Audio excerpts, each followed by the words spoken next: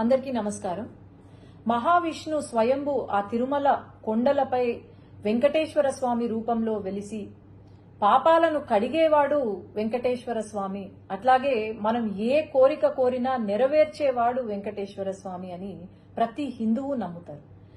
తిరుమల తిరుపతి దేవస్థానం ప్రపంచంలోనే అత్యధిక సంఖ్యలో భక్తులు రావడం జరుగుతుంది. ప్రతిరోజు 30,000 నుండి 40,000 మంది భక్తులు దర్శించుకుంటారు. అట్లాగే అత్యధిక ధనిక దేవాలయం ఏదైనా ఉంది అంటే అది తిరుమల తిరుపతి దేవస్థానం. అలాంటి తిరుమల తిరుపతి దేవస్థానాన్ని దర్శించుకోవడానికి, వెంకటేశ్వర స్వామిని చూడ్డానికని చెప్పి నెలల తరబడి వెయిట్ చేసి మరీ దర్శనం కోసం వస్తారు భక్తులు.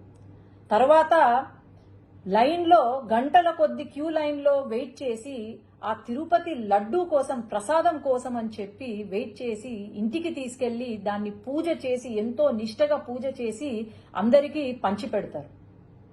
అలాంటి తిరుపతి లడ్డూలో మొన్న ఏదైతే రిజల్ట్ ల్యాబ్ టెస్ట్ ఏదైతే వచ్చిందో, మన హిందువులు గోవుని ప్రతిరోజు పూజిస్తాం.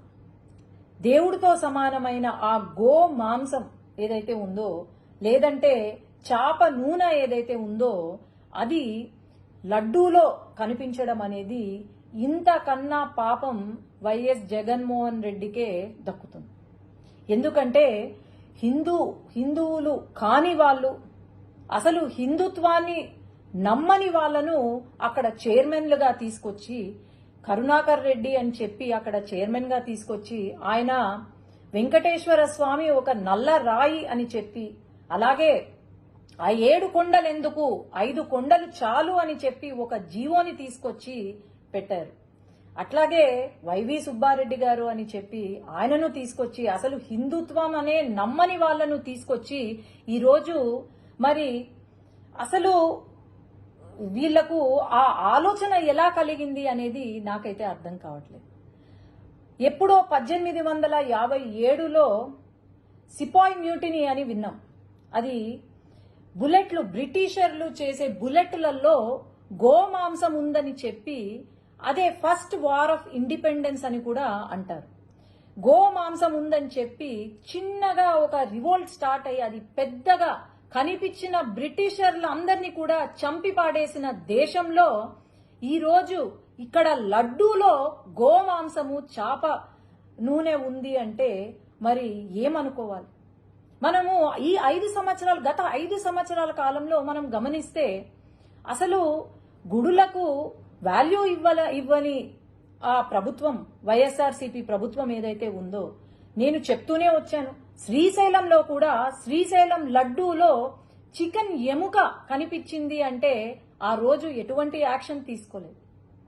అసలు దేవాలయాలు ఎందుకున్నాయి, లేదంటే మన దేవుళ్ళు ఎందుకున్నారు ఇంకా అని అనిపిస్తుంది.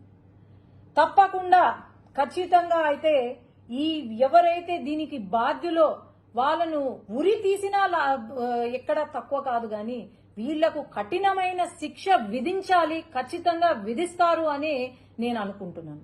సీఎం గారు వెంటనే, మన గవర్నమెంట్ ఫామ్ అయిన వెంటనే తిరుపతి లడ్డు నాణ్యత కోసం, అది చాలా చిన్న విషయం కావచ్చు గాని తిరుపతి లడ్డు నాణ్యత ఎలా ఉంది అని చెప్పి ల్యాబ్ రిపోర్ట్ కి పంపించారు అంటే ఇంతకన్నా మంచి ముఖ్యమంత్రి, మంచి పాలన ఎక్కడైనా ఉంటుందా అని నేను భావిస్తున్నాను. ఇక్కడ మటుకు ఈ హిందూ మనోభావాలు దెబ్బతీసేలాగా ఇలాంటి సిచ్యువేషన్ మనకు ప్రపంచం మొత్తము ఈ దుర్ఘటనను గమనిస్తూనే ఉంది. ఖచ్చితంగా వీళ్లకు కఠిన శిక్ష వేయవలసిందిగా నేనైతే కోరుతున్నాను. ధన్యవాదాలు.